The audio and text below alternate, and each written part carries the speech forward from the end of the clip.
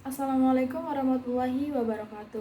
Perkenalkan, nama saya Selia Mandaulandari dengan NIM A1B125124. Di sini saya akan menyelesaikan tugas membaca komprehensif, yaitu menceritakan kembali novel apa yang telah kita baca. Di sini saya akan menceritakan kembali novel Tenggelamnya Kapal Vanderwyk karya Haji Abdul Malik Karim Amullah yang biasa kita dengar Hamka. Novel ini diterbitkan pada tahun 1939. Novel ini menceritakan satu keluarga. Dulunya seorang pemuda yang terlibat sengketa akhirnya diasingkan.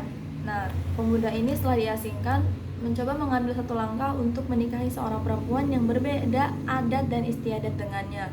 Karena perbedaan adat istiadat ini, anak yang dilahirkan dua sepasang manusia tersebut mendapatkan permasalahan. Ternyata anak yang dilahirkan ini bernama Zainuddin. Nah, Zainuddin menjadi pemuda yang galau. Istilah yang kita dengar saat ini itu galau karena permasalahan cinta tersebut. Karena Zainuddin ingin melanjutkan semangat hidupnya, ia mencoba merantaulah ke kampung halaman ayahnya. Ketika sudah di kampung halaman ayahnya, ia mendapat setitik harapan seorang perempuan yang menjadi alasan semangat hidupnya yang bernama Nurhayati. Nurhayati dan Zainuddin ini dipertemukan di perantauan. Tetapi Nurhayati dan Zainuddin ini itu bertolak belakang dari adat istiadat yang ada.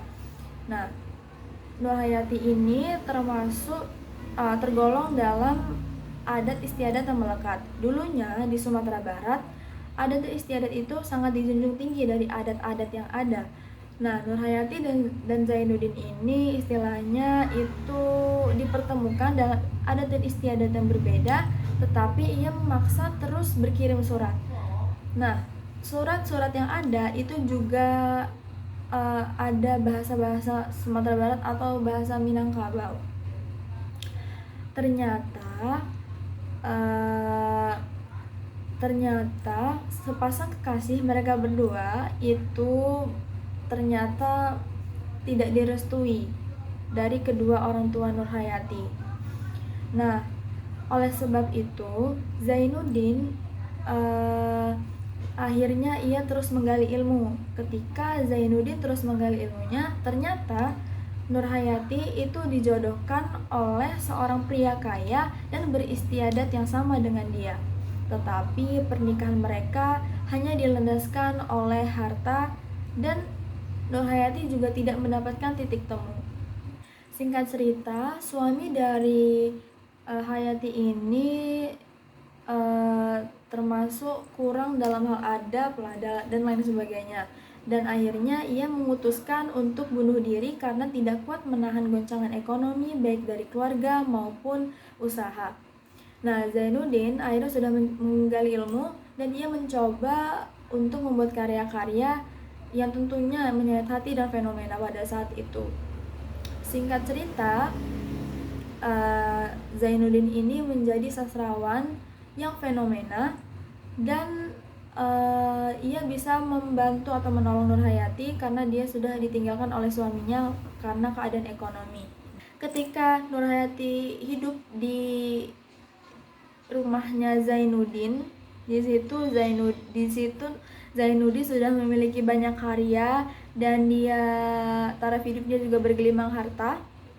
Di situ pula Nurhayati masih menyimpan perasaan kepada Zainuddin, tetapi Zainuddin malah memulangkan Nurhayati ke kampung halamannya yaitu Sumatera Barat.